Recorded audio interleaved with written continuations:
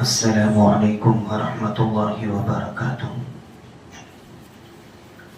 نحمده ونصلي على رسوله الكريم اما بعد اعوذ باللہ من الشیطان الرجیم بسم اللہ الرحمن الرحیم یا ایہا الذین آمنوا کتب علیکم الصیام کما کتب علی الذین من قبلکم لعلکم تتقون صدق اللہ العظیم اللہم صل علی سیدنا محمد وعلی آل سیدنا محمد وبارک وسلم۔ محترم بزرگوں اور بھائیوں، اللہ رب العزت کا بڑا احسان اور کرم ہے کہ اس نے ہمیں ایک بار پھر اپنی زندگیوں میں رمضان کی ان مبارک اور نورانی ساعتوں سے فیضیاب ہونے کا موقع عطا فرمایا۔ یہ وہ مہینہ ہے جس کا اول رحمت، جس کا وسط یعنی درمیانی مغفرت اور جس کا آخر جہنم کی آگ سے آزادی کا پروانہ ہے۔ اللہ تعالیٰ نے ہمیں یہ ایام اس لیے نصیب نہیں فرمائے کہ ہم محض اپنے کھانے پینے کی عادت میں تبدیلی لائے یا صرف سحری اور افطاری کے دسترخوانوں کی زینت بنے، بلکہ عزیز دوستو، رمضان تو مومن کی زندگی میں ایک عظیم انقلاب کا پیغام لے کر آتا ہے۔ یہ مہینہ در حقیقت ایک روحانی تربیت گاہ ہے، ایسی تربیت گاہ جہاں بندہ مومن اپنے نفس امارہ کو لگام ڈالنا سیکھتا ہے۔ ہم پورا سال دنیا کی رنگینیوں اور نفسانی خواہشات کے پیچھے دوڑتے رہتے ہیں، لیکن رمضان ہمیں یہ سبق دینے آتا ہے کہ جس طرح تم نے اللہ کے حکم پر حلال رزق کو ایک مخصوص وقت کے لیے خود پر حرام کر لیا، اسی طرح تمہیں اپنی باقی ماندہ زندگی میں ان کاموں سے بھی رکنا ہے جنہیں اللہ نے ہمیشہ کے لیے حرام قرار دیا ہے۔ اگر ایک انسان سارا دن پیاسا رہ کر پانی کے گلاس کو ہاتھ نہیں لگاتا کیونکہ اسے اپنے رب کا ڈر ہے، تو اسے یہ بھی سوچنا چاہیے کہ وہ اس زبان سے جھوٹ کیسے بول سکتا ہے، وہ ان آنکھوں سے بدنظری کیسے کر سکتا ہے، اور وہ اپنے دل میں کسی مسلمان کے لیے کینہ اور بغض کیسے رکھ سکتا ہے۔ یاد رکھیے، روزہ محض معدے کو خالی رکھنے کا نام نہیں ہے، بلکہ یہ پورے وجود کی بندگی اور اطاعت کا نام ہے۔ محترم بزرگوں، جب ہم قرآن کریم کی تلاوت کرتے ہیں تو باری تعالیٰ نے روزے کی فرضیت کا ذکر کرتے ہوئے اس کی غرض و غایت کو بڑے واضح انداز میں بیان فرمایا۔ ارشاد باری تعالیٰ ہے، یا ایہا الذین آمنوا کتب علیکم الصیام کما کتب علی الذین من قبلکم لعلکم تتقون، کہ اے ایمان والو، تم پر روزے فرض کیے گئے ہیں جیسا کہ تم سے پہلے لوگوں پر فرض کیے گئے تھے، تاکہ تم تقوی اختیار کرو۔ سبحان اللہ، غور کیجئے کہ اللہ تعالیٰ نے یہاں یہ نہیں فرمایا کہ روزہ اس لیے فرض کیا تاکہ تم بھوکے پیاسے رہو یا بھوک اور پیاس کی شدت برداشت کرو، بلکہ فرمایا کہ اس کا مقصد تقوی کا حصول۔ اور تقوی کیا ہے؟ تقوی نام ہے اللہ کی خشیت اور اس کے خوف سے گناہوں کو چھوڑ دینے کا۔ تقوی ایک ایسی ڈھال ہے جو انسان کو گناہوں کی آلودگیوں سے محفوظ رکھتی ہے۔ اگر ایک شخص روزہ تو رکھتا ہے لیکن اس کے اخلاق نہیں بدلتے، اگر وہ روزے کی حالت میں بھی غیبت، چغلی، حسد اور بددیانتی جیسے گناہوں میں ملوث رہتا ہے، تو در حقیقت وہ روزے کی روح سے کوسوں دور ہے۔ حضرت اقدس نبی کریم صلی اللہ علیہ وسلم کا فرمان عالی شان ہے کہ بہت سے روزے دار ایسے ہیں جنہیں ان کے روزے سے سوائے بھوک اور پیاس کے کچھ حاصل نہیں ہوتا۔ اللہ نہ کرے ہمارا شمار ایسے محروم لوگوں میں ہو۔ روزہ تو ہمیں یہ سکھانے آیا ہے کہ جب تم اللہ کے کہے پر حلال چیزوں کو چھوڑ سکتے ہو تو کیا اس کے کہے پر گناہوں کو نہیں چھوڑ سکتے؟ لہذا تقوی کا تقاضا یہ ہے کہ ہم اپنے روزے کو گناہوں کی بھٹی میں چلنے سے بچائیں اور اسے سچی توبہ اور پرہیزگاری کے ذریعے اللہ کی بارگاہ میں پیش کرنے کے قابل بنائیں۔ محترم بزرگوں، یہاں ایک بہت ہی باریک اور فکر انگیز بات سمجھنے کی ضرورت ہے کہ ہم میں سے ہر شخص سحری سے افطار تک بھوک اور پیاس کی مشقت تو جھیل لیتا ہے، لیکن ہمیں یہ سوچنا ہوگا کہ کیا ہمارا یہ عمل اللہ کی بارگاہ میں روزہ کہلانے کے لائق ہے یا بھی نہیں۔ یاد رکھیں، جس طرح کچھ چیزیں روزے کو توڑ دیتی ہے، بالکل اسی طرح کچھ گناہ ایسے ہیں جو روزے کی حقیقت اور اس کی روح کو فنا کر دیتے ہیں، اور روزے دار کے ہاتھ میں سوائے فاقہ کشی کے کچھ نہیں آتا۔ سب سے پہلی اور مہلک ترین بیماری جھوٹ اور غیبت ہے۔ ذرا غور فرمائیے، وہ زبان جو ذکر الہی کے لیے وقف ہونی چاہیے تھی، اگر وہی زبان روزے کی حالت میں جھوٹ بولے، کسی مسلمان بھائی کے پیٹھ پیچھے برائی کرے یا چغلی کھائے، تو پھر وہ روزہ کیسا؟ تاجدار کائنات سرکار دو عالم صلی اللہ علیہ وسلم نے کتنے سخت الفاظ میں تنبیہ فرمائی کہ جس نے روزہ رکھ کر بھی جھوٹ بولنا اور اس پر عمل کرنا نہ چھوڑا تو اللہ کو اس کے کھانے پینا چھوڑوانے کی کوئی حاجت اور ضرورت نہیں، اس کے روزوں کی اللہ کو کوئی ضرورت نہیں۔ یعنی اللہ کو ایسا بے روح روزہ نہیں چاہیے جس میں زبان بے لگام ہو۔ غیبت تو مردہ بھائی کا گوشت کھانے کے مترادف ہے۔ غیبت کرنا، کسی بھائی کی پیٹھ پیچھے برائی کرنا، اپنے مرے ہوئے سگے بھائی کا گوشت کھانے کے برابر ہے۔ تو بھلا سوچئے کہ کیا کوئی شخص اپنے بھائی کا گوشت کھا کر یہ دعویٰ کر سکتا ہے کہ میں روزے دار ہوں؟ دوسری اہم بات بد نظری اور آنکھوں کا فتنہ ہے۔ میرے بزرگوں، صرف پیٹ کا روزہ رکھنا کافی نہیں، ہمارے ان آنکھوں کا بھی روزہ ہونا چاہیے۔ آج کے اس دور فتن میں جہاں ہر طرف فحاشی اور بے حیائی کا سیلاب ہے، ایک روزے دار کے لیے اپنی نظروں کی حفاظت کرنا جہاد اکبر سے کم نہیں۔ آنکھوں کا روزہ یہ ہے کہ ہم اپنی نظروں کو ہر اس چیز سے بچائے جو نامحرم ہے، جو فحاش ہے اور جو ہمیں رب کی یاد سے غافل کر دے۔ یہ موبائل کے پردے، یہ موبائل کی اسکرین پر دیکھے جانے والے گناہ، یہ سوشل میڈیا کے لغو ویڈیوز، یہ سب ہمارے روزوں کے نور کو لوٹ کر چلے جاتے ہیں۔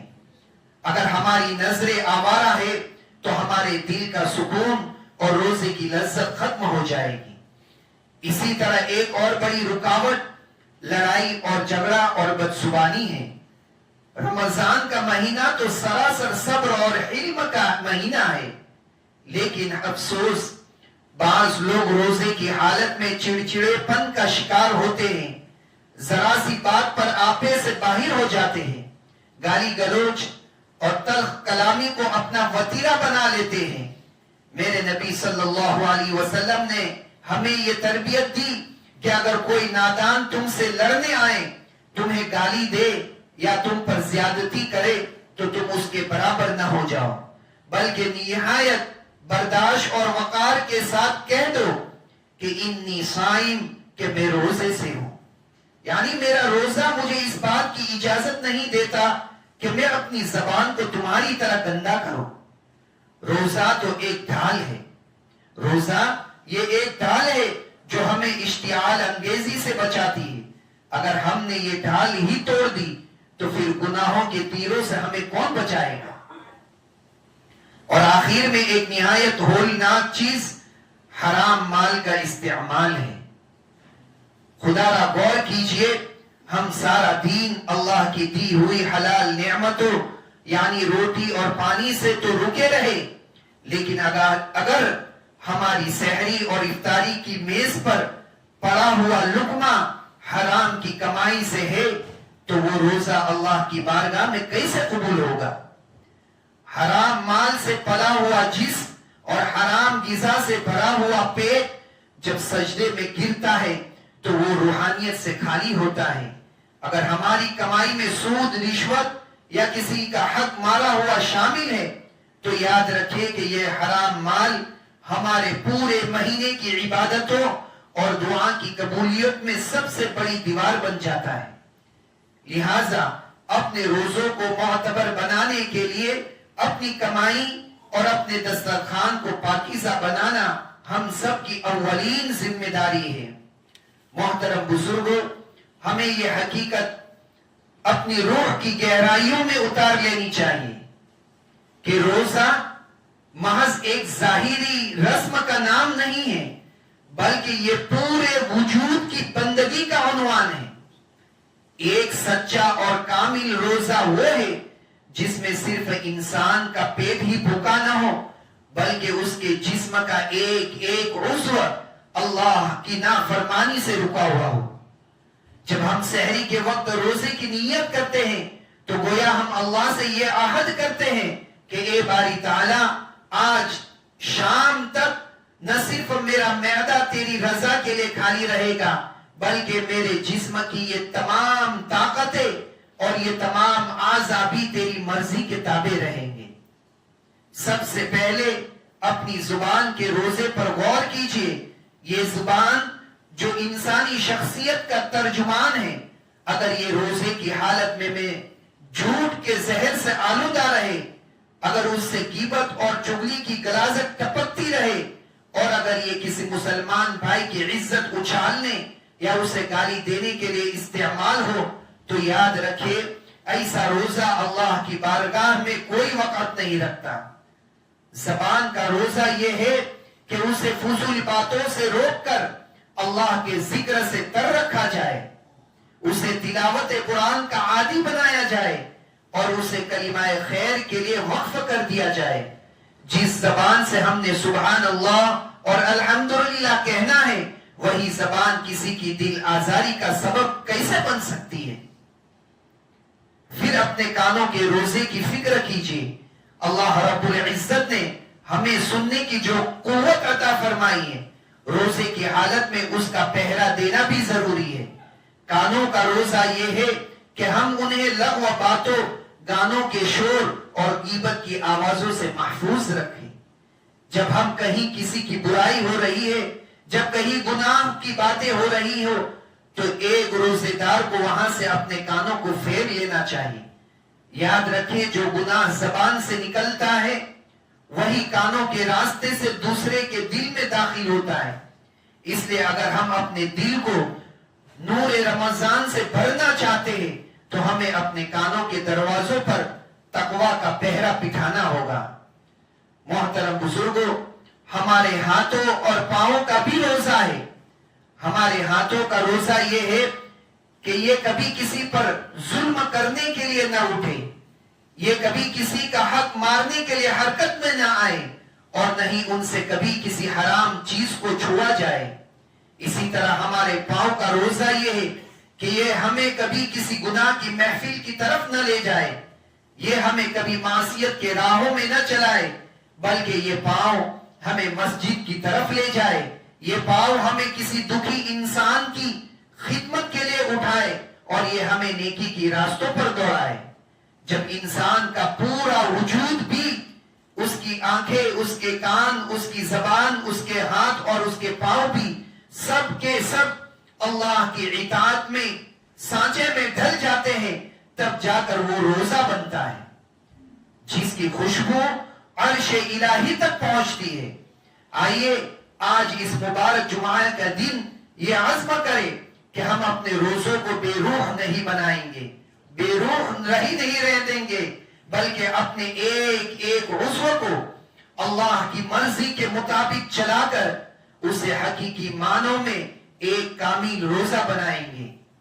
محترم بزرگوں، اب سوال یہ پیدا ہوتا ہے کہ اس پرفتن دور میں ہم اپنے روزوں کو کیسے بچائیں، ہم کیسے خود کو ان گناہوں سے دور رکھیں جو ہمارے تقوی کو دیمک کی طرح چاٹ رہی ہے۔ اس کے لیے ہمیں کچھ عملی اقدامات کرنے ہوں گے۔ سب سے پہلی بات یہ ہے کہ ہم اپنے فارغ وقت کی حفاظت کرنی ہوگی۔ ہمارے پاس جو فارغ وقت ہو، خالی بیٹھے ہو، اس کی ہمیں ان وقت کی حفاظت کرنی ہوگی۔ یاد رکھے، خالی دماغ شیطان کا گھر ہوتا ہے۔ جب ہم روزے کی حالت میں سستی کا شکار ہو کر گھنٹوں سوشل میڈیا، فیس بک اور یوٹیوب پر بے مقصد وقت ضائع کرتے ہیں، تو یہی وہ لمحات ہوتے ہیں جب شیطان ہمیں بد نظری اور لغو باتوں کے جال میں پھنساتا ہے۔ اس کا بہترین حل یہ ہے کہ ہم اپنے ہاتھ میں اللہ کی کتاب یعنی قرآن کریم تھام لیں۔ یہ مہینہ نزول قرآن کا مہینہ ہے۔ اس کی تلاوت میں وہ مٹھاس اور سکون ہے جو دنیا کی کسی اور چیز میں نہیں۔ جب دل تلاوت سے منور ہوگا تو گناہ کی طرف جانے کا خیال بھی نہیں آئے گا۔ دوسری اہم چیز صحبت صالحین ہے۔ انسان اپنے دوستوں کے دین پر ہوتا ہے۔ اگر ہم آپ کے پاس بیٹھنے والے لوگ دنیا دار ہیں، غیبت کرنے والے ہیں یا نمازوں سے غافل ہے تو آپ کا روزہ بھی خطرے میں ہے۔ اس مبارک مہینے میں اپنا زیادہ تر وقت مسجد کے ماحول میں گزارے، نیک لوگوں کی محفل اختیار کرے، علماء کرام کے بیانات سنے۔ جب ماحول پاکیزہ ہوگا تو خیالات بھی پاکیزہ رہیں گے۔ تیسرا اور سب سے طاقتور ہتھیار کثرت استغفار اور ذکر الہی ہے۔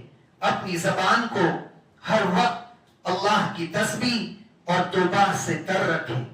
جب زبان پر استغفر اللہ کا ورد جاری رہے گا تو اس زبان سے کسی کی برائی نکلنا ناممکن ہو جائے گا۔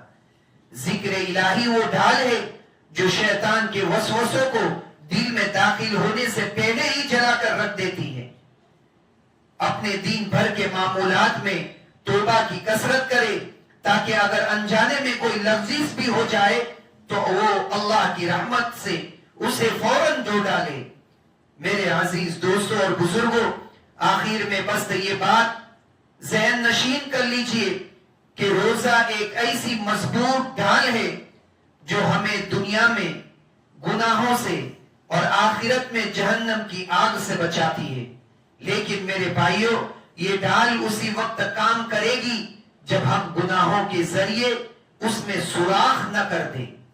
اگر ہم نے روزے رکھ کر بھی اپنی زندگی، اپنے اخلاق اور اپنے کردار کو نہیں بدلا تو ہمیں سوچنا چاہیے کہ ہم نے اس مہینے سے کیا پایا۔